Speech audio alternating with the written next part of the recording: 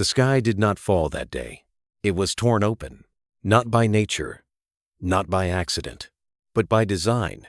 Ships the size of continents split the heavens above Kepri 9, their shadows swallowing entire mountain ranges, their presence bending light itself. And then, silence. No warning, no negotiation, only a single transmission, a voice that did not speak in words, but in authority, a declaration. Humanity had been judged and found unworthy of survival. By the time the first city burned, it was already over for most of the system. Defense fleets vanished in minutes. Orbital platforms turned into drifting skeletons. Entire battalions erased before they could even fire a shot. The Zylar Dominion had not come for war. They had come for extinction. And buried beneath all of it, forgotten beneath layers of command chains and evacuation protocols, there was one man, a man no one expected anything from, a man who had never fired a weapon in real combat, a man whose entire career existed behind cargo manifests and supply routes. Elias Varn, Logistics Officer, Kepri, 9 Outpost Delta, 7. If you had asked anyone about him before that day, they would have laughed, not out of cruelty, but because he simply didn't matter. He was the man who counted ammunition, not the one who used it, the man who tracked fuel, not the one who burned it in battle. He was careful, precise, quiet, and in a military that worshipped heroes and frontline legends, that made him invisible, even now. As evacuation sirens howled through the metal corridors of Delta 7 blanks, no one was looking for Elias. No one was giving him orders, because no one believed he would make a difference. Logistics doesn't win wars, they used to say. Firepower does. They were about to be proven catastrophically wrong, because while generals panicked and fleets collapsed, Elias Varn was staring at something no one else had noticed. Something hidden, not in the enemy, but in the battlefield itself. Kepri, 9, was not just a mining planet. It was a labyrinth, a broken world of deep canyons, unstable crusts, and abandoned excavation networks stretching for thousands of kilometers.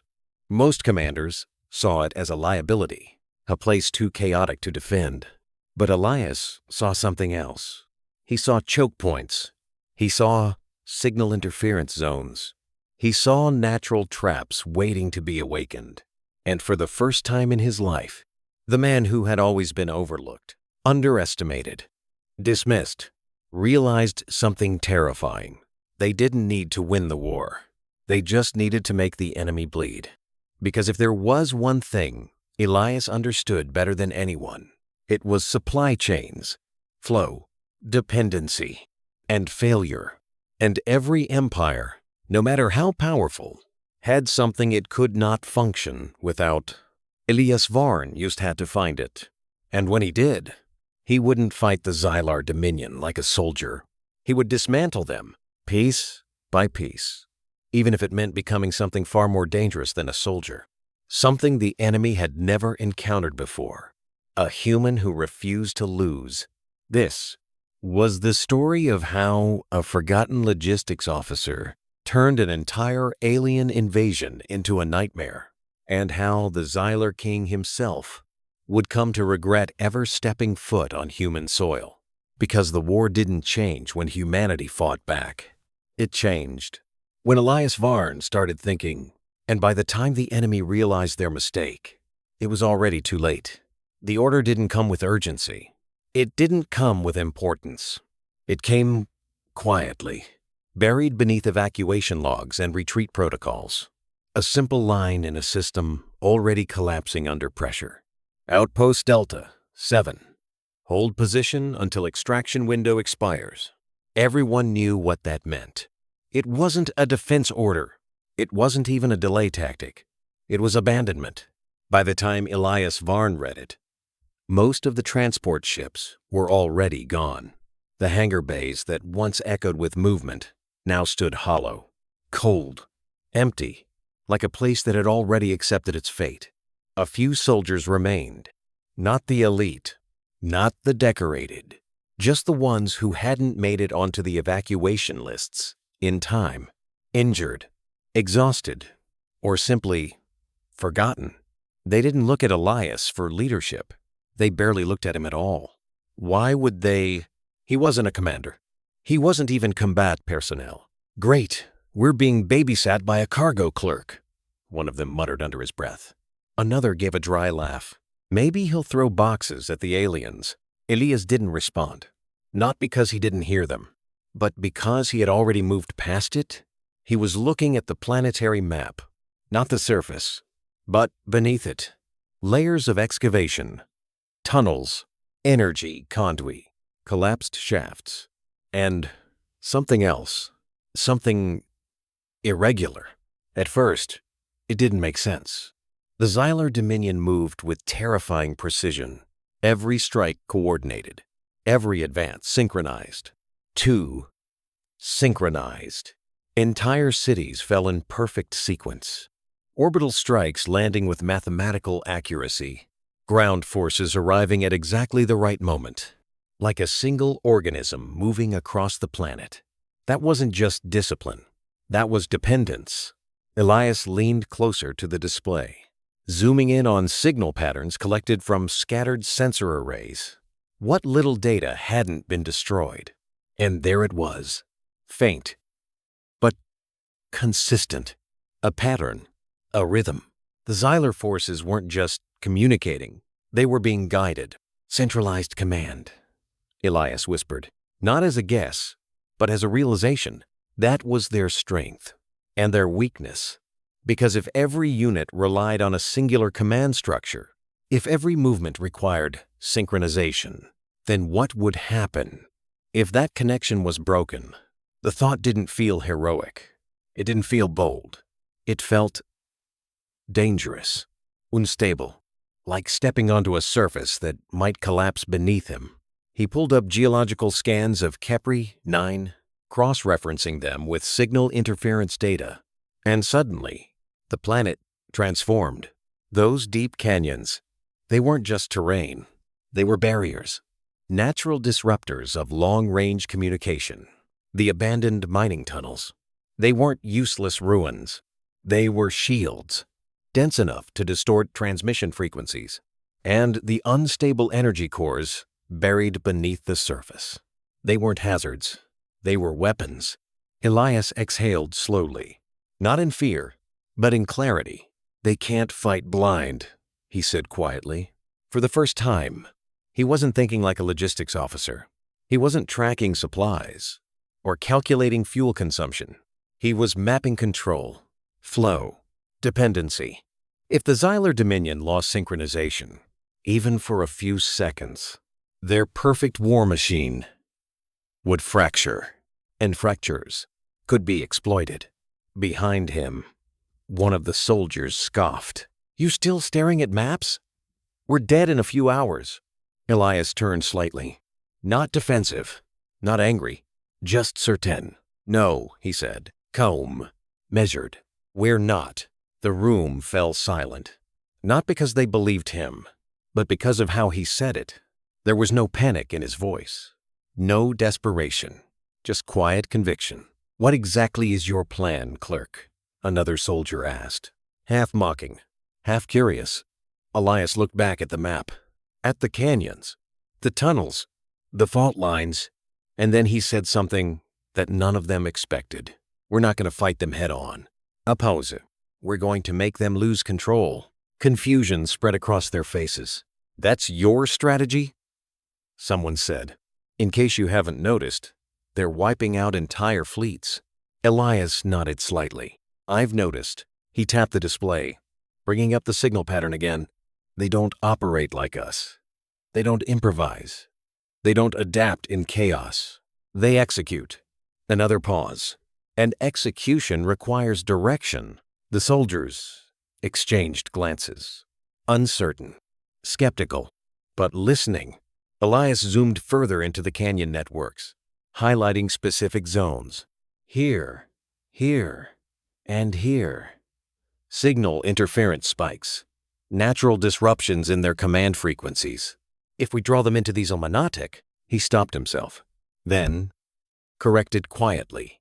These zones, they won't be able to coordinate properly. And if they can't coordinate, they hesitate. And hesitation, his voice lowered, is where they die? The room was completely silent now. Because for the first time, this didn't sound like a theory. It sounded like a plan. A dangerous one. A desperate one. But a plan nonetheless. And how exactly do we draw them in? One soldier asked. Elias didn't answer immediately. Instead, he pulled up another layer of data. Something deeper. Something far more volatile. The energy cores, buried beneath the surface. Unstable. Forgotten. A slow realization began to spread across the room. And when Elias finally spoke, his voice was quieter than ever. We give them something they can't ignore, and then we take everything away from them. For a moment, no one said anything, because they were starting to understand. This wasn't defense. This was a trap, and not just any trap. A trap designed by someone who had spent his entire life understanding how systems function, how they fail, and how to break them. Elias Varn had never fought in a war, but he understood something far more dangerous than combat. He understood collapse, and he was about to teach an alien empire what it felt like to lose control. Part 3. The preparation phase begins. The first explosion was small, almost insignificant. A controlled detonation deep beneath the surface, barely enough to register on orbital scans. But Elias Varn didn't need it to be seen. He needed it to be felt. The ground trembled beneath Outpost Delta 7-blank. Dust falling from the ceiling as old metal structures groaned in protest. The soldiers looked around instinctively, uneasy. "What was that?" one of them asked. Elias didn't look up from the console. "Calibration," he said quietly, because that's exactly what it was. He wasn't testing weapons. He was testing the planet. Kepri 9 was unstable by nature. Decades of aggressive mining had hollowed its interior, left fractures running like veins beneath the surface. Energy cores abandoned when they became too volatile to extract SRES. Tunnels collapsed. And forgotten. Domost. It was a dead world. To Elias, it was a loaded weapon. And now, he was learning how to pull the trigger. "All right, listen up," a soldier finally said, stepping forward. His voice no longer mocking. "Just tense. You've got our attention." "What exactly are we doing?" Elias turned slowly, for the first time, meeting their eyes fully. "We're going to reshape the battlefield," he said. A pause.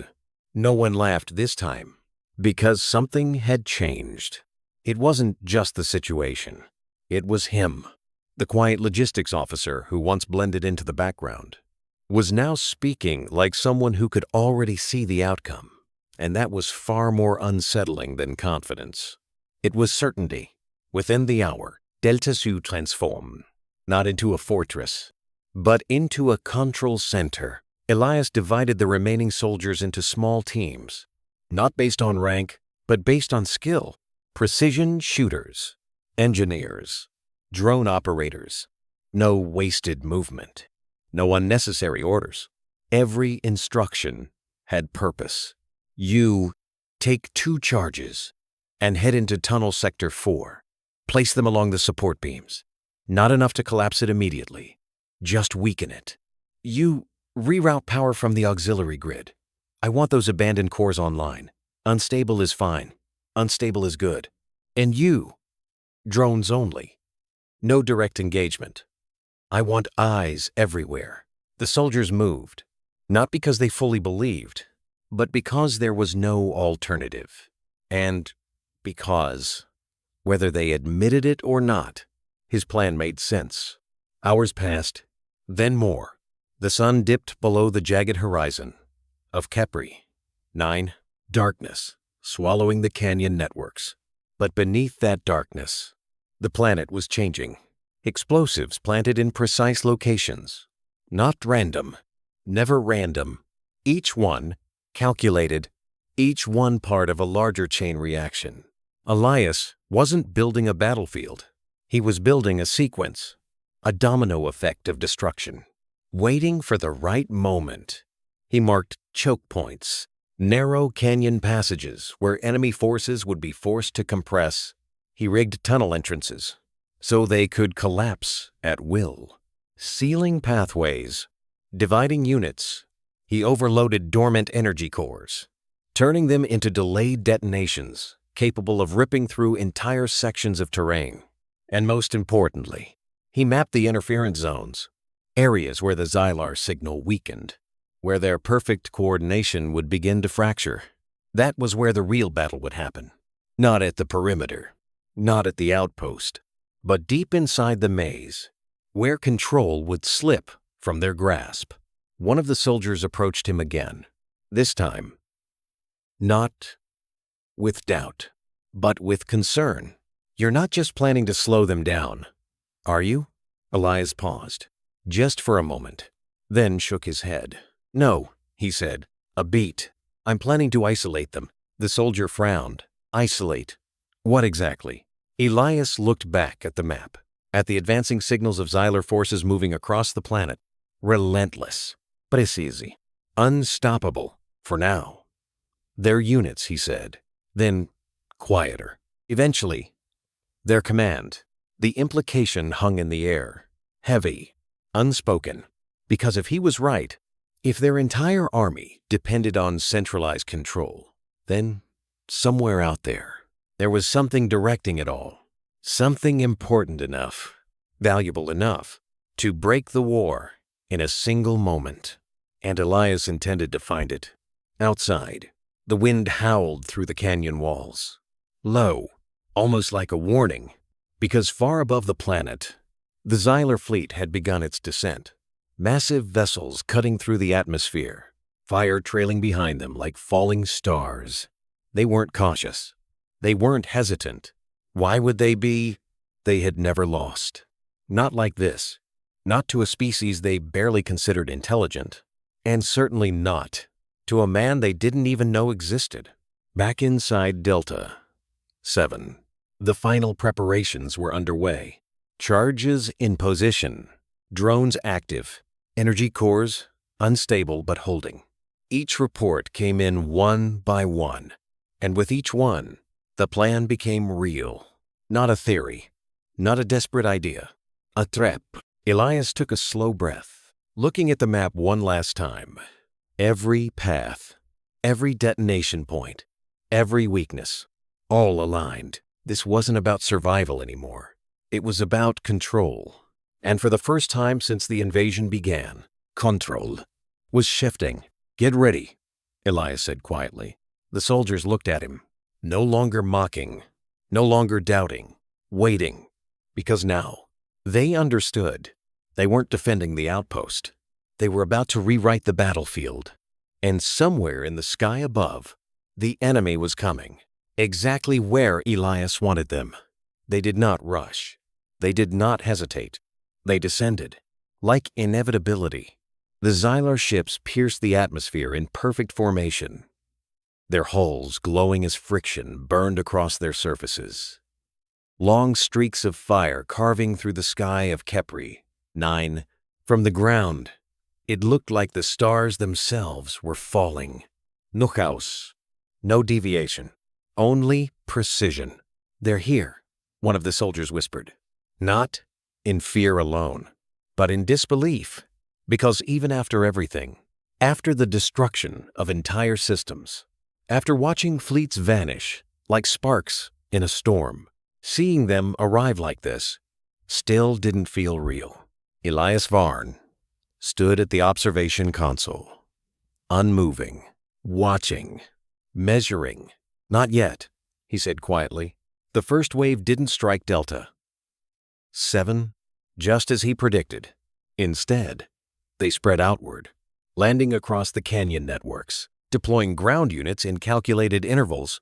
Each drop was exact. Each formation aligned with something unseen. The rhythm again. That same invisible pulse, guiding every movement. "They're mapping us," another soldier said. "They're not attacking yet." Elias nodded slightly. "They don't need to rush," he replied. "They think they already understand the battlefield." And that was their first mistake. Drones fed live visuals into the central display. RK. Zylar infantry moved with unnatural synchronization. Tall, armored figures, advancing in flawless lines. Their weapons charged, but idle, waiting, always waiting for the precise moment. Behind them, heavier units followed, towering constructs, mechanical and organic at the same time, their footsteps shaking the ground with each step. And above it all, small aerial drones hovered, relaying data, maintaining connection, maintaining control. Elias watched them carefully.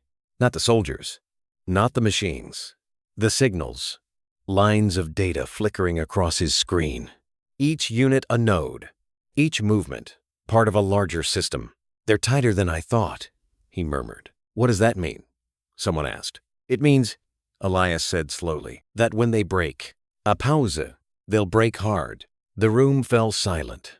Outside, the Zylar forces began moving inward. Not randomly. Never randomly. They chose the widest canyon first, the most stable path, the safest route. Exactly as Elias had predicted. "Phase 1, he said, barely above a whisper. A soldier hesitated, just for a fraction of a second, then pressed the trigger. Deep beneath the canyon floor, charges ignited. Not a massive explosion. Not yet. Just enough. The ground shifted, subtly, almost imperceptibly. But the effect was immediate. The canyon walls narrowed slightly. Loose rock falling into the path, forcing the advancing Zylar units to compress their formation. "They're adjusting," a drone operator said. "They're tightening ranks." Elias nodded. "Good." Because that was exactly what he wanted. Tighter formations meant greater dependency on coordination. Greater dependency on coordination meant greater vulnerability. The Zylar continued forward, uninterrupted, unconcerned. To them, this was nothing, just environmental instability. A minor variable, already accounted for. They did not see the pattern. They did not see the design. Because no one had ever turned a planet into a weapon before. Back at Delta Shu, the tension thickened. Every screen showed movement, advancement, progress. The enemy was getting closer. "How long?" a soldier asked. Elias didn't look away from the display. "Soon," he said. Another pause. Let them commit, because that was the key. Not to stop them, but to let them go too far. To step too deep into the maze, to rely too heavily on the system they trusted. Above the canyon, more Zylar ships descended, deploying additional forces, reinforcing the advance. They were escalating, perfectly, predictably. Elias exhaled slowly. "Send the signal," he said.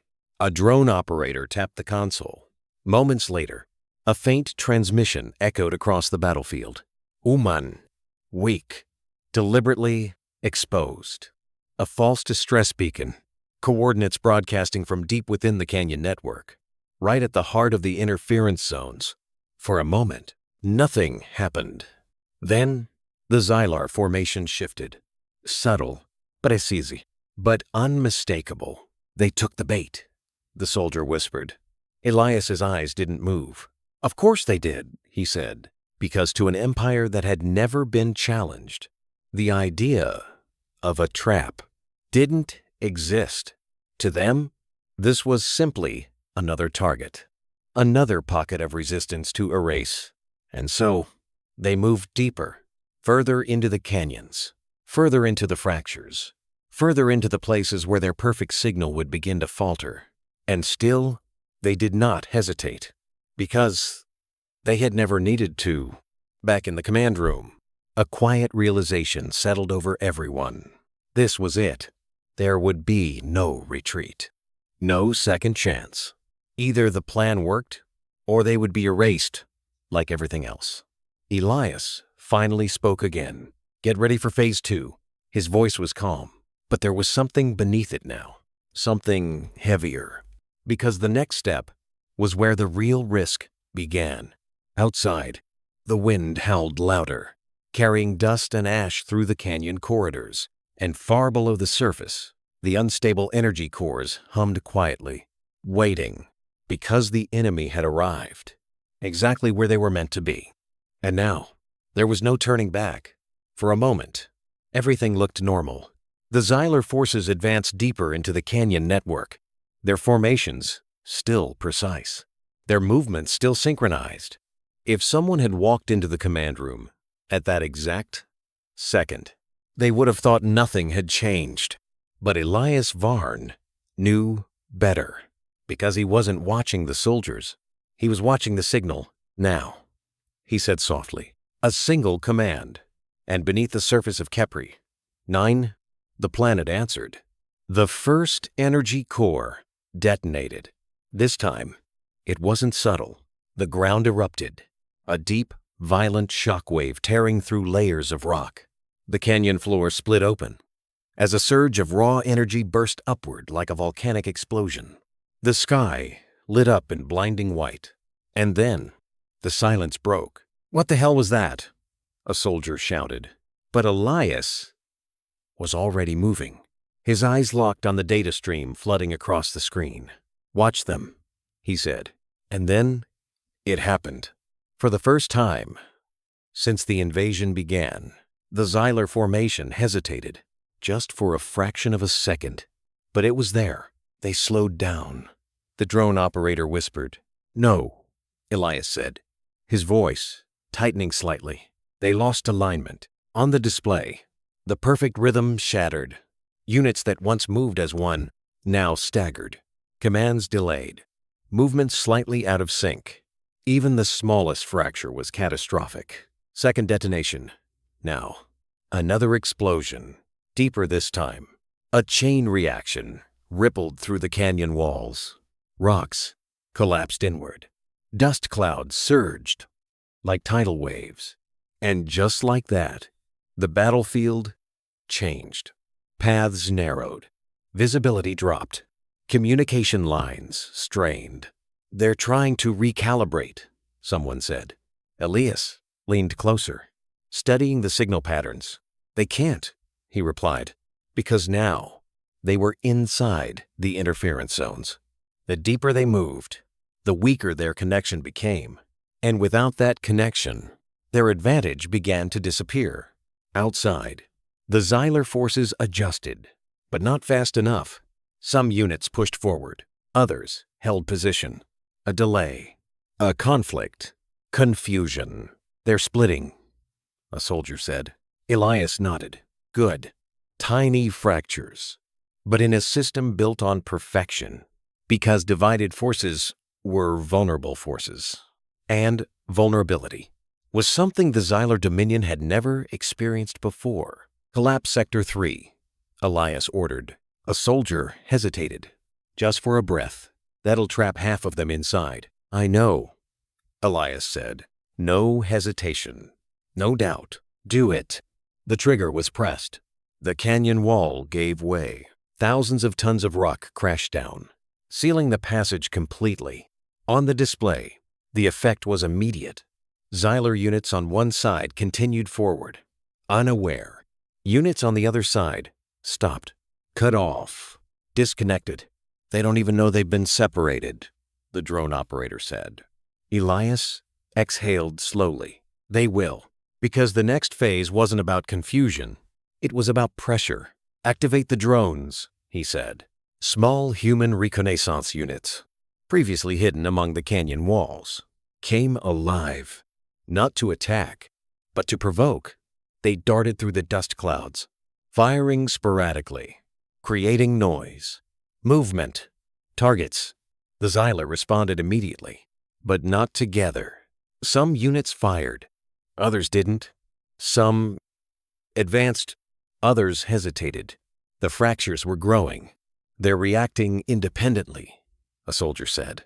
Elias's voice dropped to almost a whisper. Exactly. Because this was the moment everything hinged on. The Zylar Dominion was no longer a single organism. It was becoming something far more fragile. Individuals. And individuals could be broken. Detonate Core 7, Elias said. This time, the explosion was devastating. A massive surge of energy tore through the canyon, engulfing an entire section of Zylar forces, their armor flickering as the shockwave disrupted their systems. Several units collapsed instantly. Others staggered, not destroyed, but damaged, disoriented, and most importantly, alone. Back in the command room, no one spoke, because what they were witnessing was impossible. An alien army that had erased entire fleets was struggling, not against overwhelming force, but against disruption, against unpredictability, against something they had never prepared for. Why aren't they adapting faster? A soldier asked. Elias answered without hesitation. Because they've never had to. A pause. They don't think like we do. They don't improvise. They follow. And now, there was nothing left to follow. The signal continued to degrade. Units moved slower. Le certain, the perfect machine, was breaking apart, piece by piece. Elias straightened slightly. Prepare for full engagement, he said. The words hit differently this time, because now they weren't preparing to survive. They were preparing to strike. Outside, the dust began to settle, revealing a battlefield that no longer belonged to the Zylar Dominion. Formations broken, paths destroyed, communication fractured, and at the center of it all, a silent truth. The invaders were no longer in control. Elias Varn was, and this was only the beginning. For the first time since the invasion began, the Zylar Dominion did not advance. They reacted, and that was all Elias Varn needed. Move, he said. No hesitation, no build-up. The soldiers of Delta 7 surged out of the outpost, not in formation, not in disciplined ranks, but in scattered, deliberate motion, because this wasn't a traditional battle. This was a hunt. The canyon swallowed them almost instantly, dark paths twisting between towering walls of stone, dust still hanging in the air from the recent detonations. Visibility was low, sound distorted. Perfect. Team 1. Take the upper ridge. Don't engage unless they cross the marker. Team 2. Circle through tunnel sector 5. Hit them from behind once they commit. Drones. Keep moving. Never stay in one place. Elias's voice flowed through their comms. Calm. Precise. Every movement guided, but not controlled. Because unlike the Zylar, humans didn't need perfect synchronization. They needed intent. And intent was something Elias had given them. Ahead, the first Zylar unit emerged from the dust, its armor flickering slightly, systems still recalibrating, movements no longer perfectly aligned. It paused, just for a moment, and that moment was enough. A shot rang out, clean, precise. The alien staggered, not dead, but damaged. Another shot, from a different angle, then another. The canyon came alive with echoes of gunfire, not constant, not overwhelming, but calculated. Each shot placed with purpose. The Zylar unit turned, trying to identify the threat, but there was no clear target. Only shadows, movement, uncertainty. And uncertainty was something they did not understand. They're confused, one of the soldiers whispered over comms. Good, Elias replied. Keep them that way. Further down the canyon, a larger group of Zylar forces attempted to regroup, their formations tightening, trying to reestablish control, but the terrain fought them.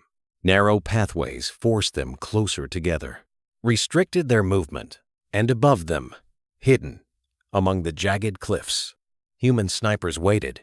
Now, Elias said, The shots came in unison, not perfectly synchronized, but perfectly timed, targeting joints, sensors, weak points exposed by damaged systems.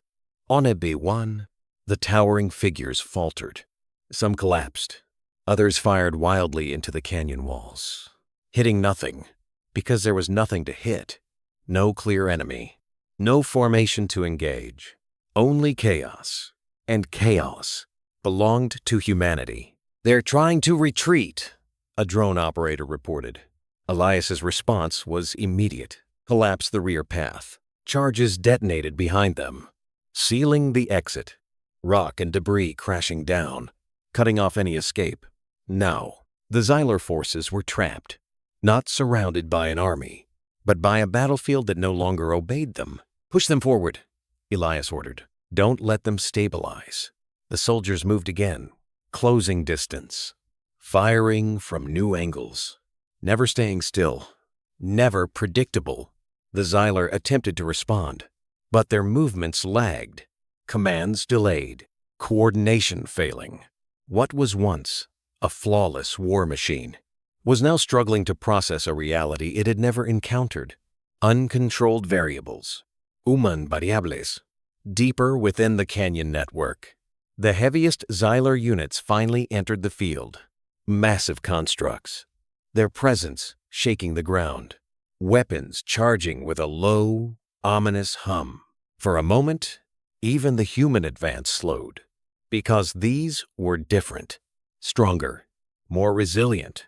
"Elias," a soldier said quietly, "we can't take those head on." "I know," Elias replied. And for the first time, there was a slight edge in his voice. Not fear, but pressure, because this was where the plan would either hold or collapse completely. "Draw them to marker 7, he said. The soldiers didn't question it. They moved, firing just enough to provoke, then falling back. The constructs followed, relentless, heavy footsteps echoing through the canyon. "They're almost there," the drone operator said. Elias watched the map. Every movement, every position, timing it perfectly. "Hold," he said. The soldiers stopped, just at the edge of a narrow pass. The constructs advanced, stepping into the confined space, one after another, compressed, restricted, exactly as planned. Elias took a slow breath. Now, the world exploded. Charges hidden deep within the canyon walls detonated simultaneously. The entire pass collapsed inward. Rock slammed down from both sides, crushing the constructs beneath thousands of tons of stone. It was centralized, focused, confident, and that confidence was the flaw. "They think this ends here," Elias murmured. The soldier looked at him, confused. "What do you mean?" Elias zoomed in on the signal source, pinpointing its location within the canyon network. Closer than expected. Much closer. "He came down himself," Elias said. "A pause to finish it." The realization hit all at once. The King Ascendant, the central mind of the Zylar Dominion, was on the surface, not hidden, not distant, present. And suddenly, the entire battlefield shifted in meaning. This wasn't just survival anymore. This was opportunity. A dangerous one, a nearly impossible one, but real if that signal is coming from him. A soldier said slowly. Elias nodded. "Then everything depends on him." Another pause. "And if we take him out?" the soldier asked. Elias didn't answer right away, because he wasn't thinking about killing. He was thinking about something far more devastating. "No," he said finally. "We don't take him out." The room went still. "We take him away." Confusion spread again. But this time, it didn't last long, because they were starting to understand how Elias thought. "Isolate the signal," the drone operator whispered. Elias nodded. Exactly. If the king remained connected, the Zylar Dominion would recover. But if he was cut off, if that perfect control was broken at its source, then the entire invasion wouldn't just fracture, it would collapse. New objective, Elias said, his voice sharper now, more focused than ever before. We're not defending anymore. A beat. We're hunting. The soldiers didn't hesitate this time. Because now, they weren't just surviving, they were part of something far bigger. A chance. To end it. Elias marked a new path across the canyon map. Not defensive positions, not fallback routes. A direct line toward the king. Prepare everything, he said. All remaining charges. All remaining cores. A soldier frowned. That's everything we have. Elias met his gaze. Calm. Unshaken. I know, because this next move would decide everything. Win. Or complete annihilation. There would be nothing in between. Outside, the wind howled louder, carrying ash across the battlefield, and deep within the canyon maze, the King Ascendant moved forward, unaware that, for the first time, he was not the hunter, he was the target. The battlefield went quiet, not silent, but focused. The scattered chaos of earlier combat had shifted into something sharper, more deliberate. Human movement slowed, not out of fear, but precision. Every step now had purpose, because this was no longer a fight for survival. This was an execution of strategy. Track the signal, Elias said. I want constant updates. It's moving, the drone operator replied. Slow, controlled, heading deeper into Sector 9. Elias nodded. Good, because Sector 9 was the most unstable region of Kepri. 9. The deepest fractures, the strongest interference, the most dangerous terrain on the entire planet. Exactly where he needed the king to go. Begin the draw, Elias ordered. Drones surged forward, not to attack, but to provoke. They darted into the king's path, firing in short bursts, then retreating, always visible, always just out of reach. The response was immediate. Zylar units tightened around the Kingvation, moving with renewed purpose. Protective, aggressive. They're guarding him heavily, a soldier said. Elias's expression didn't change. They should, he replied, because it wouldn't matter. Not where they were going. Step by step, the king advanced, deeper into the canyon maze, following the disturbance, following the resistance, following exactly what Elias wanted him to follow. Behind them, human teams moved through alternate routes, setting final charges, preparing the last phase. Sector 7 ready. Sector 8 armed. Core grid overloaded, holding for detonation. It was centralized, focused, confident, and that confidence was the flaw. They think this ends here, Elias murmured. The soldier looked at him, confused. What do you mean? Elias zoomed in on the signal source, pinpointing its location within the canyon network. Closer than expected. Much closer. He came down himself, Elias said. A pause to finish it. The realization hit all at once. The King Ascendant, the central mind of the Zylar Dominion, was on the surface, not hidden, not distant, present. And suddenly, the entire battlefield shifted in meaning. This wasn't just survival anymore. This was opportunity. A dangerous one, a nearly impossible one, but real if that signal is coming from him. A soldier said slowly. Elias nodded. Then everything depends on him. Another pause. And if we take him out? The soldier asked. Elias didn't answer right away, because he wasn't thinking about killing. He was thinking about something far more devastating. No, he said finally. We don't take him out. The room went still. We take him away. Confusion spread again. But this time, it didn't last long, because they were starting to understand how Elias thought. Isolate the signal, the drone operator whispered. Elias nodded. Exactly. If the king remained connected, the Zylar Dominion would recover. But if he was cut off, if that perfect control was broken at its source, then the entire invasion wouldn't just fracture, it would collapse. New objective, Elias said. his voice sharper now, more focused than ever before. We're not defending anymore. A beat. We're hunting. The soldiers didn't hesitate this time. Because now, they weren't just surviving, they were part of something far bigger. A chance. To end it. Elias marked a new path across the canyon map. Not defensive positions, not fallback routes. A direct line toward the king. Prepare everything, he said. All remaining charges. All remaining cores. A soldier frowned. That's everything we have. Elias met his gaze. Calm. Unshaken. I know, because this next move would decide everything. Win. Or complete annihilation. There would be nothing in between. Outside, the wind howled louder, carrying ash across the battlefield, and deep within the canyon maze, the King Ascendant moved forward, unaware that, for the first time, he was not the hunter, he was the target. The battlefield went quiet, not silent, but focused.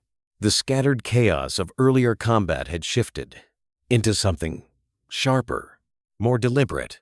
Human movement slowed, not out of fear, but precision. Every step now had purpose, because this was no longer a fight for survival. This was an execution of strategy. Track the signal, Elias said. I want constant updates. It's moving, the drone operator replied. Slow, controlled, heading deeper into Sector 9. Elias nodded. Good, because Sector 9 was the most unstable region of Kepri. 9. The deepest fractures, the strongest interference, the most dangerous terrain on the entire planet. Exactly where he needed the king to go. Begin the draw, Elias ordered. Drones surged forward, not to attack, but to provoke. They darted into the king's path, firing in short bursts, then retreating, always visible, always just out of reach. The response was immediate. Zylar units tightened around the Kingvation, moving with renewed purpose. Protective, aggressive. They're guarding him heavily, a soldier said. Elias's expression didn't change. They should, he replied, because it wouldn't matter. Not where they were going. Step by step, the king advanced, deeper into the canyon maze, following the disturbance, following the resistance, following exactly what Elias wanted him to follow.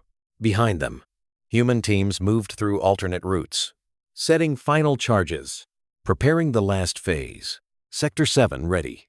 Sector 8 armed. Core grid overloaded, holding for detonation. Each confirmation tightened the net. This wasn't a single trap. It was a layered collapse. A sequence of events that would isolate the king completely, but only if the timing was perfect. Distance, Elias asked. Closing, came the reply. 2 kilometers.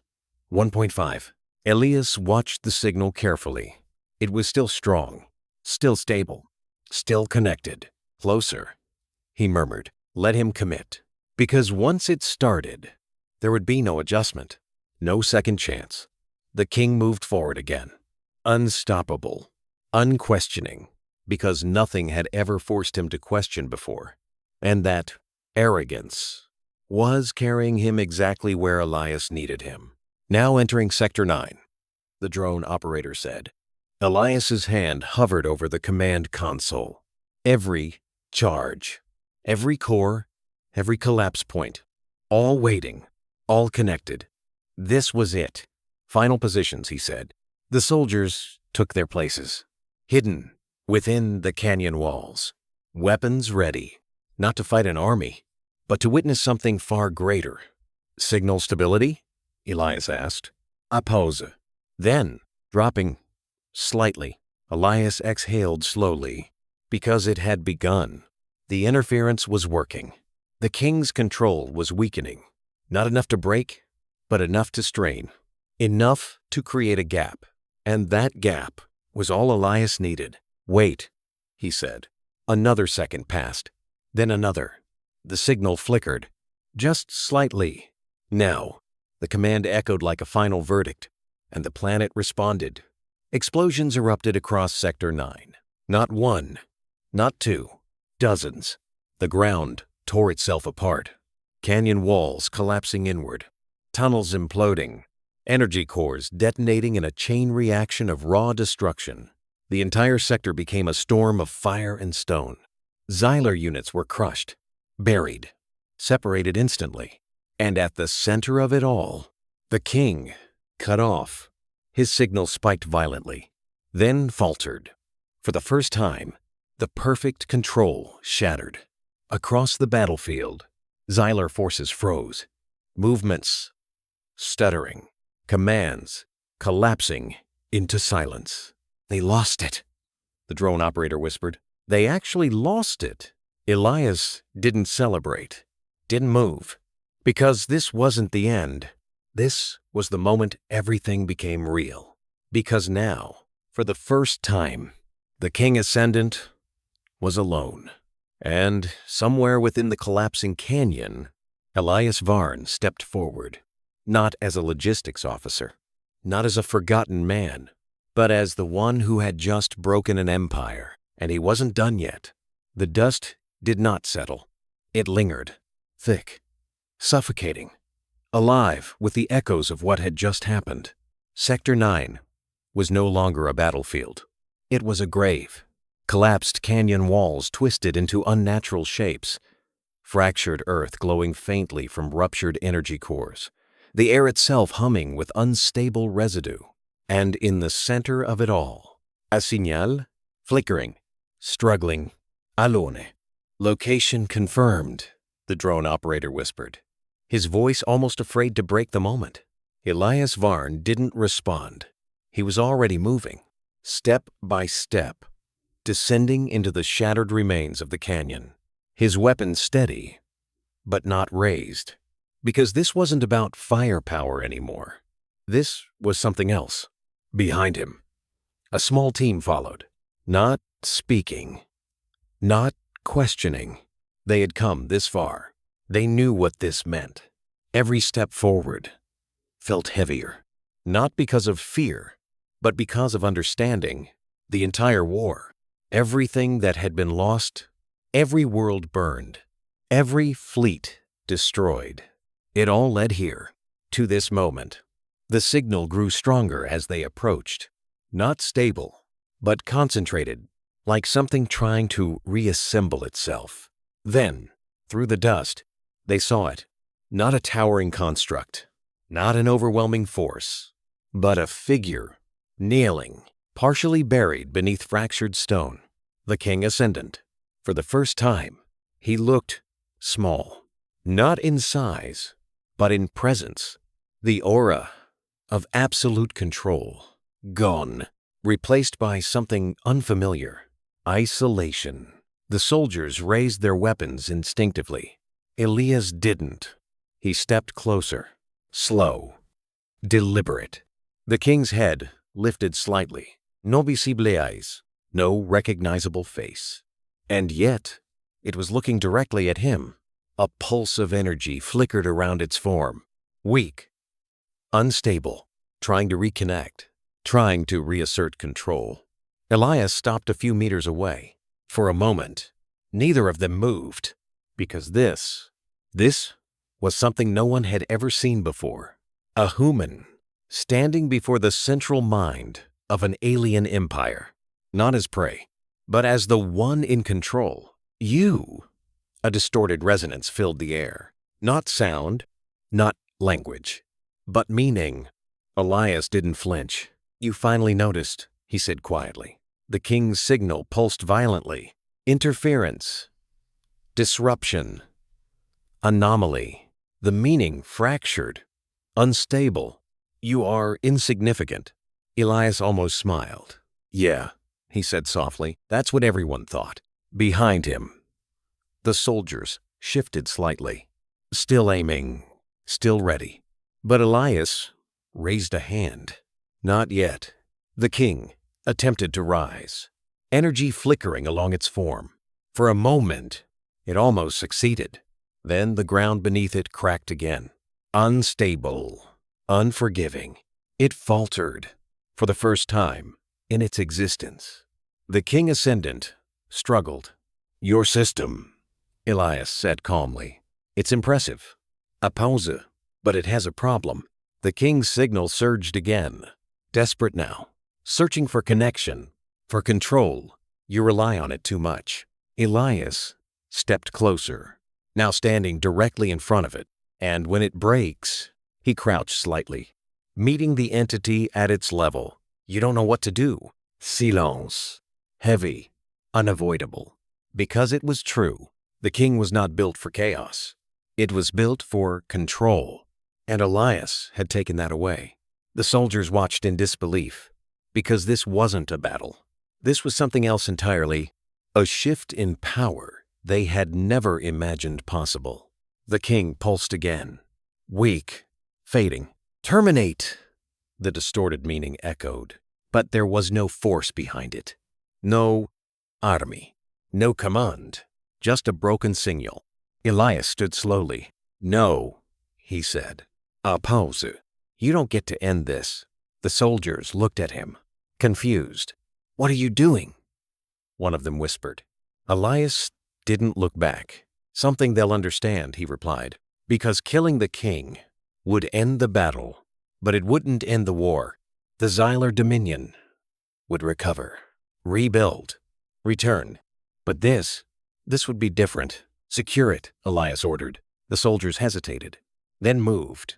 Restraint cables deployed. Energy dampeners activated. The king resisted weakly, but it wasn't enough. Not anymore. For the first time in history, the ruler of an alien empire was captured. And then Elias gave the order that would echo across the stars. Drag it. The soldiers froze. What? One of them said. Elias turned slightly, his expression unreadable. Through the canyon, he said. Let every remaining unit see it. Understanding hit all at once. This wasn't cruelty. This was strategy.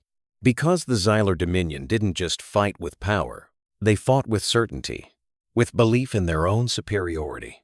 And Elias was about to destroy that. Completely. The cables tightened, and slowly, reluctantly, the king ascendant was pulled forward. Across the broken ground, through the ash and ruin of Sector 9, a symbol, not of power, but of defeat. And as the fractured Zylar units across the battlefield reconnected in fragments, they saw it. Their king, broken, captured, dragged. And in that moment, something far more devastating than physical defeat spread through their ranks. Doubt. And doubt was something their empire had never been built to survive.